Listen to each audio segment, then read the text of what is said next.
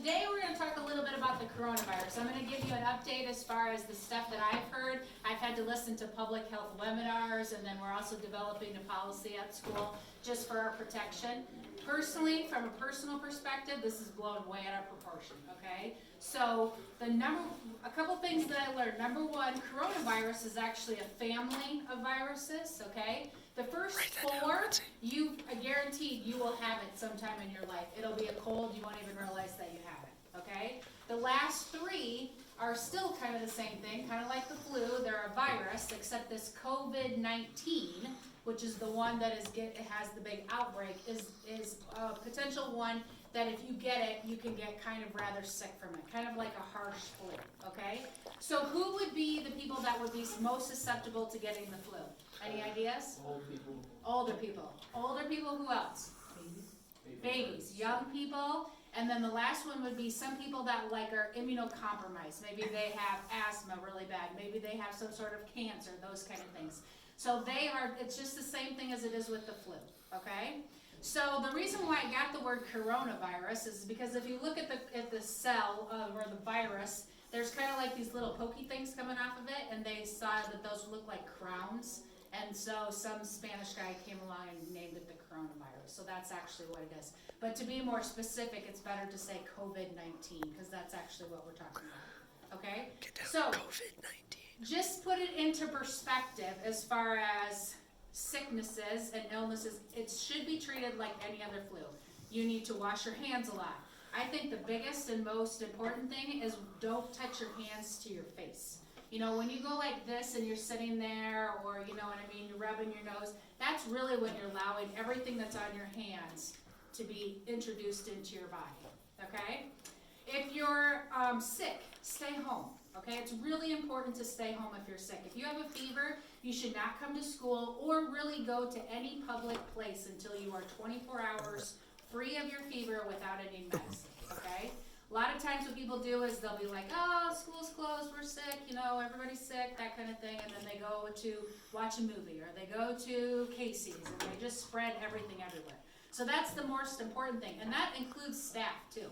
I mean, adults and kids should stay home if they do not feel well and they feel sick. Washing your hands, you're sneezing, you know, you sneeze it into your elbow. It is an airborne transported virus, so it's just like the flu. It can live on surfaces, but it's very short-lived on surfaces. So obviously wiping things down with Lysol wipes, that kind of stuff is also helpful.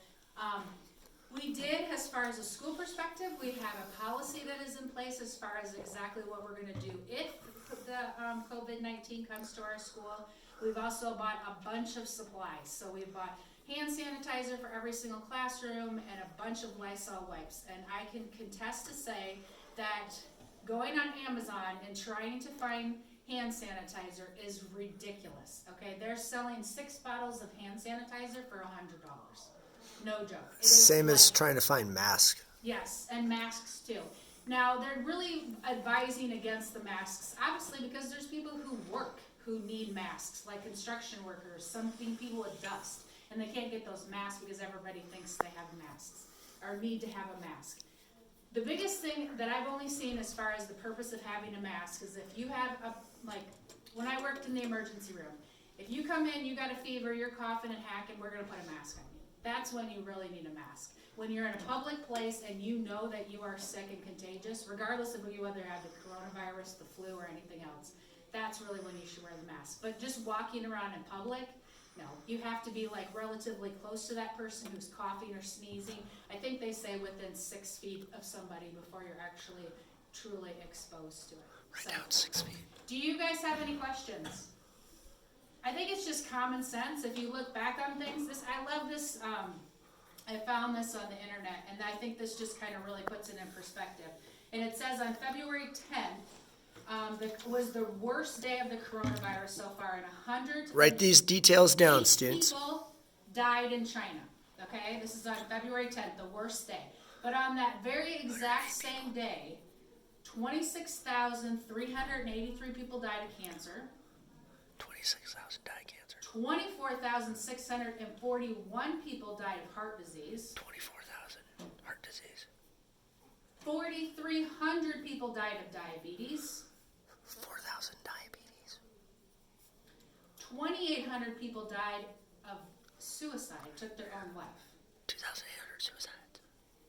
This was a good one too. 2,700 people die every day from mosquitoes. Oh!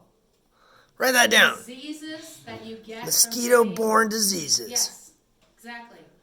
1,300 people died because they were killed. A person killing another person. 1,300 people.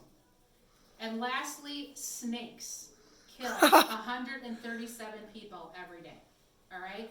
So, really, everyone just needs to take a deep breath and just wash your hands, cover your face, take your precautions that you were, just preventing yourself from getting sick, and everything will be just fine. Right on, dude.